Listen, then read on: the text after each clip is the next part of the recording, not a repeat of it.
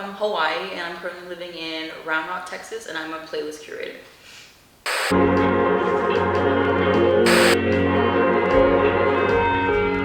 What brought you here? It really was just, I needed to spread my legs, and I really needed to push myself to like expand for sure. Because I definitely don't think that I would be where I'm at like with the career had I not left. And I was actually born in Killeen, so I'm from Texas technically. So it just kind of made sense to establish my roots here. Can you tell us a little bit more about what you do? I work for the Samsung manufacturing plant right off of Palmer Lane, and I definitely needed like a creative escape. So as far as like how I got into playlisting, it's actually derived from working there, because like working nights, it's real quiet and music is the only thing that kind of keeps me going. I found myself getting real stagnant with what I was listening to, and it just wasn't helping me pass the time. So that's actually how I got into curating, because I was really interested in, you know, expanding on my knowledge. Yeah. Can you tell us a little bit more about the progression of your music curation? I'd never really been into the whole playlisting thing. Like, it's actually someone who sent me a curated playlist, and they based it off of what they felt like I would have liked. And it was like literally everyone that was on it at the time, I had no idea who it was. And I was like, how do I not know who these people are? Like, I'm like 22. I feel like a newborn baby right now. So like there's this whole world of music that I don't know. I want to get there too. What makes your space unique? So this whole experience for me, like with planning this with y'all, I realized like I should probably get a studio, because I've always like been like a bedroom body person. And I had a conversation with a friend that said, you know, you shouldn't try to be productive in your bedroom, because if it's like the place that you like relax and like obviously sleep, it's gonna be a lot harder for you to actually like want to stay motivated. So like the bedroom, or like even my house in general, is never really been a space that I've felt like I can actually sit down and make stuff here. But what I do right now, it's very mobile, so I can make things anywhere. Like all the graphic designs that I make them right on my phone. But because the world that I'm in is so chaotic with all the different things that I do, I'm realizing, you know, how important it is to actually establish one.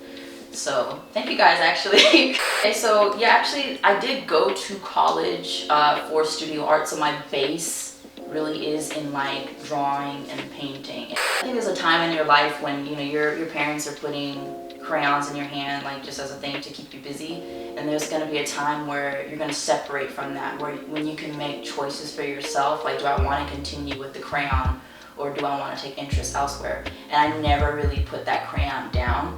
When you have a creative mind, there's no limitation at all. You're like, why stop here? Why do I feel like I only have to do this one thing? Like, why do I feel like I should only paint or draw?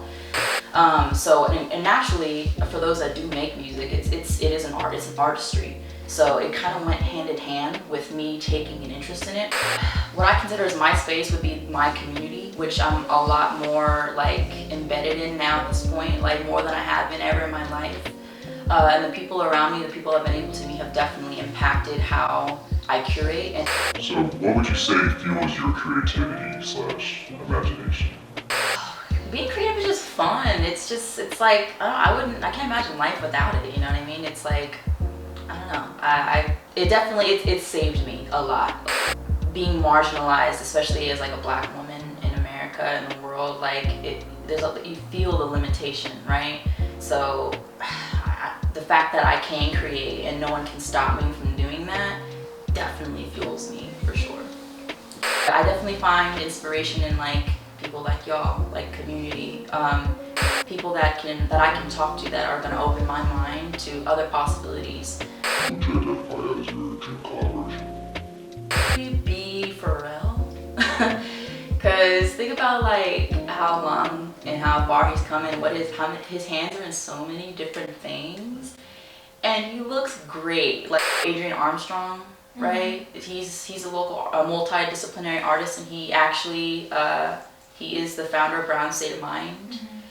But he's helped me meet so many people. I'm very thankful and grateful that I've been able to connect with him. How do you want your listeners to feel when they hear your playlist? I definitely want them to be pleasantly surprised. Like I definitely had people in the past tell me like, oh wow, like I listened to Fresh Jams and I came across all these different genres that I wasn't expecting. I wanted to feel fluid, and really like once they finished listening to it that they became more open and accepting of like sounds that they might have not previously heard or listened to before. How does your world around you influence your work? I'm always being inspired by people that I meet, and therefore like and you know they're putting their influences on me and like their preferences, and I'm very open to that. Kind of space affect your imagination? I think that it helps a lot that I have that understanding of just like an unlimited like just vastness like that is space, and with having not, you know, human beings will never really be able to truly comprehend what space is and what all is out there. It's like, you know, then that it feels the same way here on Earth. Like I have that understanding that anything is possible. You'd be able to elaborate a little bit on what discovery means to you as a creative person? Whether it's a place or, you know, whether it's an artist, right? You discovering them means that you took that time and you believe in what it is that they are doing, or you believe in wherever it is that you're settling down in. Like you like this person, you like this area, this space. To describe your music or kind of your playlist as a universe.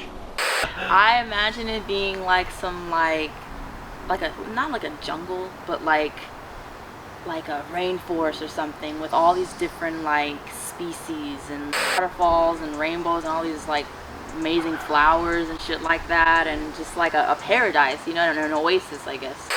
What's your worst fear when it comes to your music?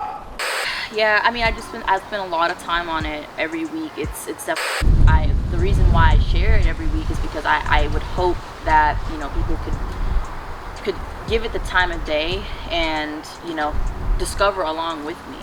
I guess my fear is that maybe people don't believe in what it is that I'm doing, which is like, to me, a very organic thing.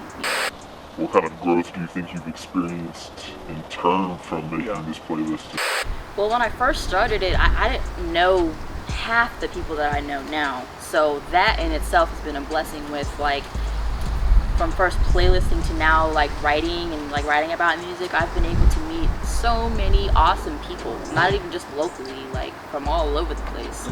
So and it's opened a lot of doors for me because people now know what I'm doing. It's given me opportunities. Where do you plan to go from here? Once the world opens up again, I want to travel to do what I do. I want to have access to artists' albums before they come out, like going to go see artists at their shows and in the studio and things like that. Maybe even A&Ring on albums, you know, one of these days. Radio shows and things like that, you know, because right now it's just me. It's just me doing whatever it is that I can for myself.